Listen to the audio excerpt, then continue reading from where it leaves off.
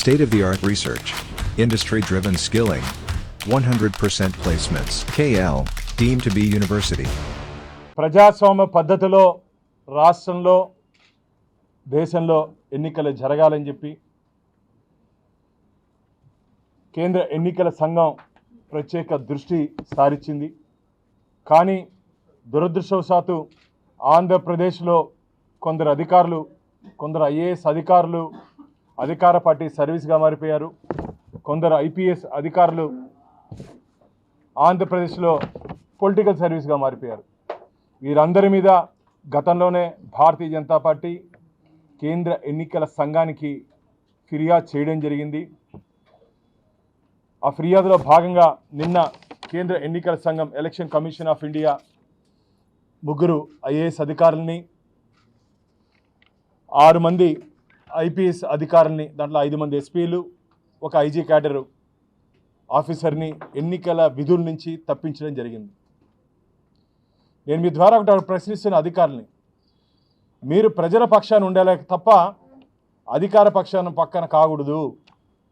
ఈరోజు మిమ్మల్ని ఎవరు కాపాడతారు? మీ సర్వీస్ రికార్డులో ఒక బ్లాక్ మార్కు. ఎన్నికల కమిషన్ మిమ్మల్ని ఎన్నికల విధుల నుంచి తప్పించిందంటే ఇది మీకు మీ సర్వీస్లో ఒక బ్లాక్ మార్క్. ఎందుకు?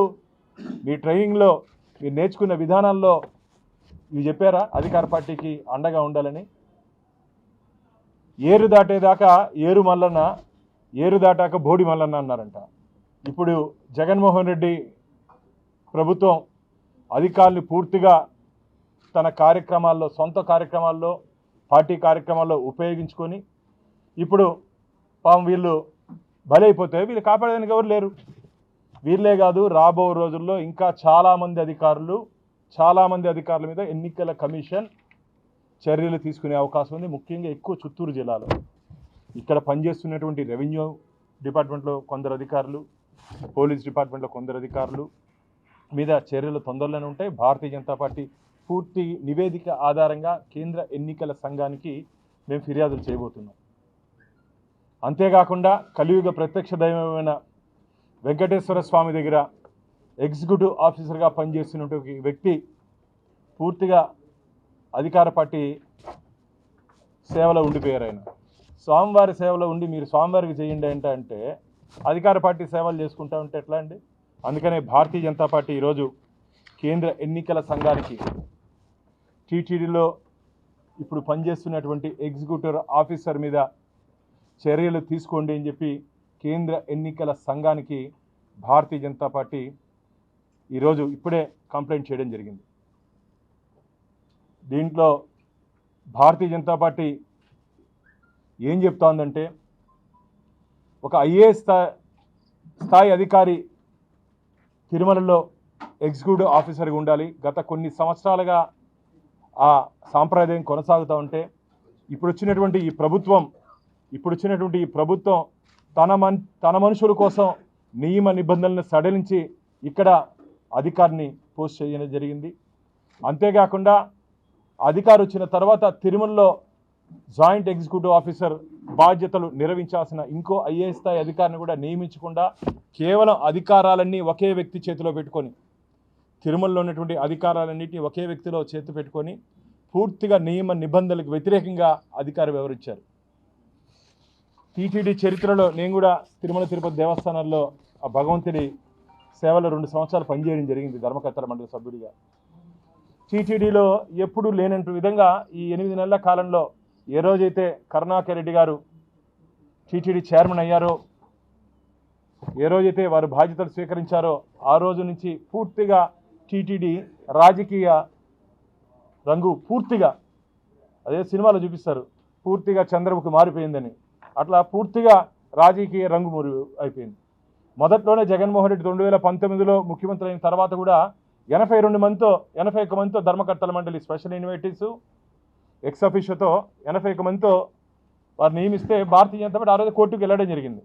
52 మందిని కోర్టు వారిని నిలిపివేయడం జరిగింది. ఆ ప్రొసీడింగ్స్ని, గవర్నమెంట్ ఇచ్చినటువంటి ఆర్డర్స్ని. అది కాకుండా తిరుమల తిరుపతి దేవస్థానం నిధుల్ని దారి మళ్లించే ప్రయత్నం చేస్తే దాని మీద కూడా మేము కోర్టుకు వెళ్ళడం జరిగింది. దాన్ని కూడా కోర్టు నిలిపివేయడం జరిగింది. ఒక భక్తుడిగా మేము ఆరాటపడుతున్నామే కానీ అక్కడ పనిచేస్తుంటే అధికారి ఏ విధంగా ఉండాలి? స్వామివారికి కాపలాగా ఉండాల్సిన వ్యక్తి, స్వామివారి ఖజానాకు కాపలాగా ఉండాల్సిన వ్యక్తి ఈరోజు ఏం చేస్తున్నారు మీ నిర్వాహకము? దాదాపు ఈ 8 నెలల కాలంలో దాదాపు 1500 కోట్ల రూపాయలు ఇంజనీరింగ్ డిపార్ట్మెంట్ వర్క్స్కి ఏ విధంగా శాంక్షన్ చేశారు?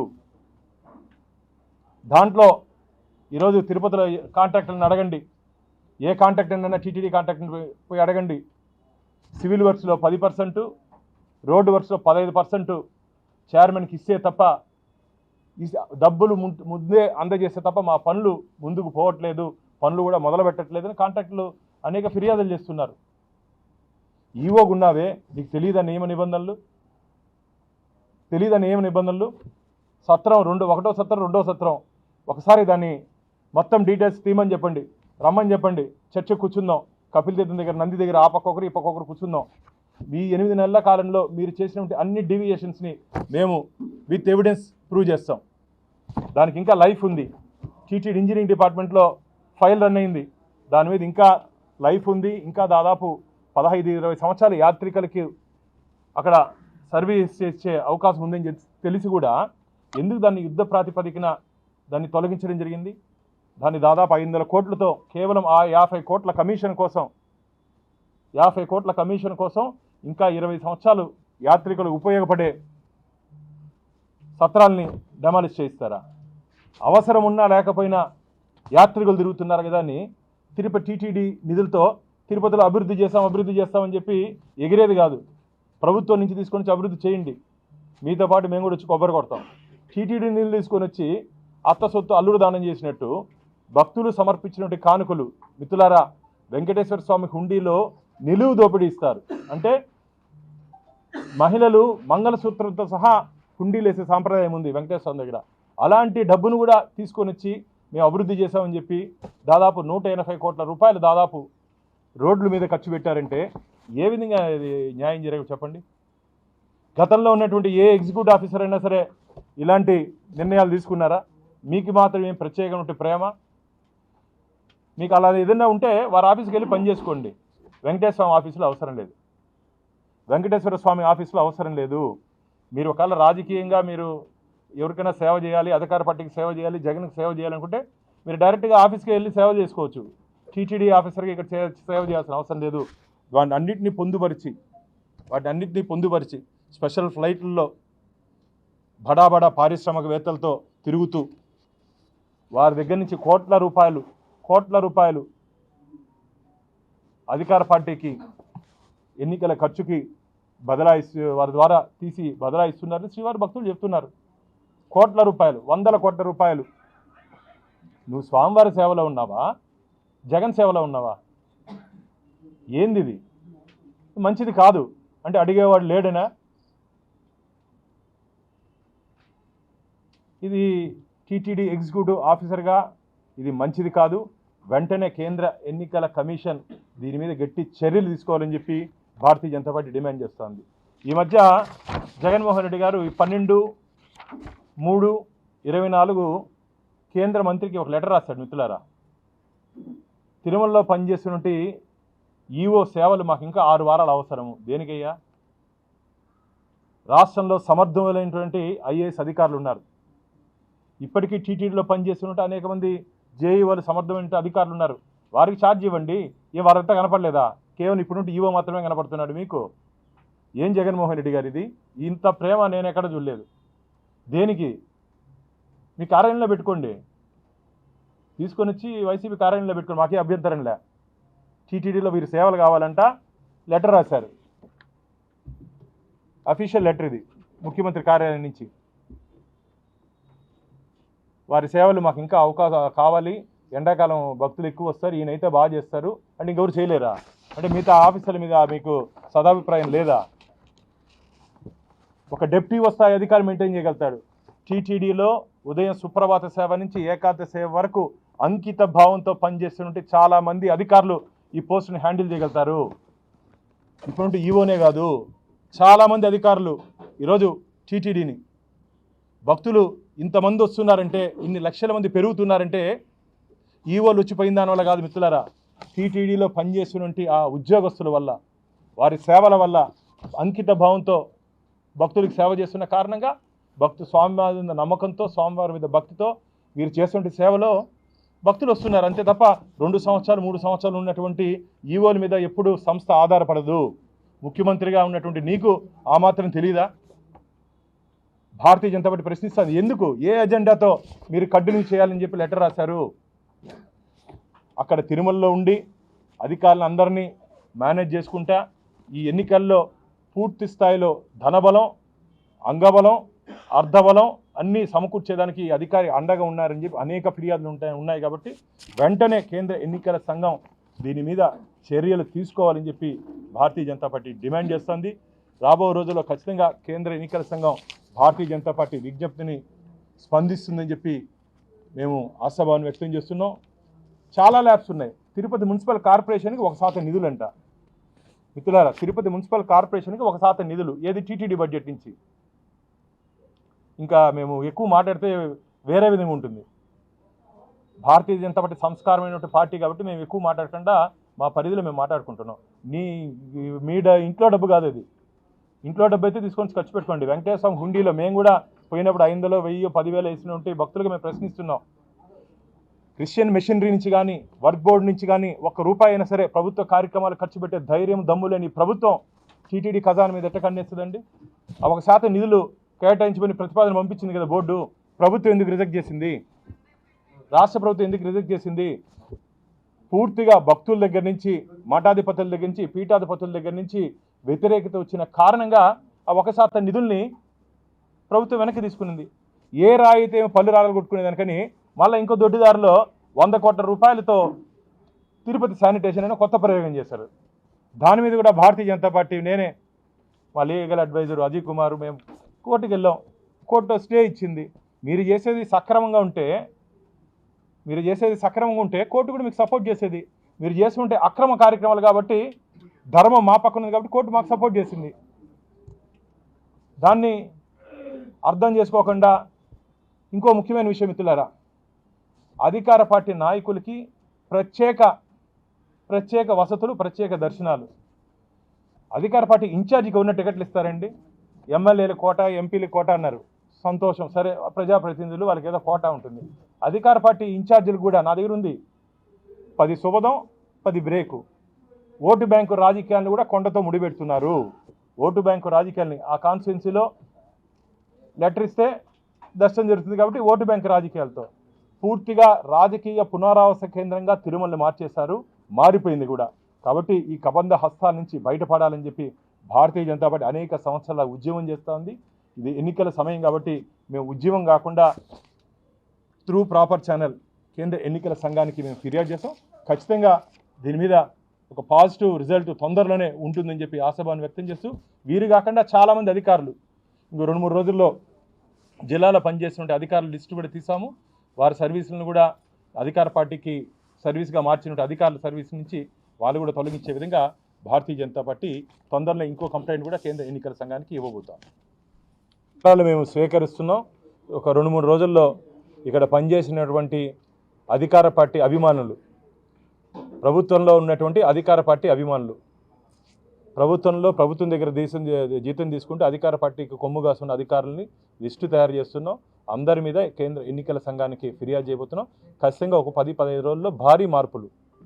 ఎందుకంటే చాలా బాధతో చెప్తున్నాం, మేము ఎవరికి వ్యతిరేకం కాదు, ఏ అధికారికి వ్యతిరేకం కాదు, ఏ వ్యవస్థకి వ్యతిరేకం కాదు. ప్రజాస్వామ్య పద్ధతిలో ఎన్నికలు జరగాలని చెప్పి కోరుకుంటున్నాం. అలాగే తిరుమల పవిత్రతను కాపాడాలని చెప్పి మా డిమాండే తప్ప ఎవరి మీద వ్యక్తిగతంగా భారతీయ జనతా పార్టీ కానీ ఇక్కడ కానీ మాకు ఎవరికి ద్వేషం లేదు. అక్కడ పనిచేస్తుంటే అధికారులు తమ అధికారాన్ని, సేవల్ని ఎక్కడ వినియోగించాలో అక్కడ వినియోగించకుండా తాడేపల్లి ప్యాలెస్లో వినియోగిస్తున్నారు. తాడేపల్లి ప్యాలెస్ వినియోగించుకునేదానికి కాదు మీకు జీతాలు ఇచ్చేది.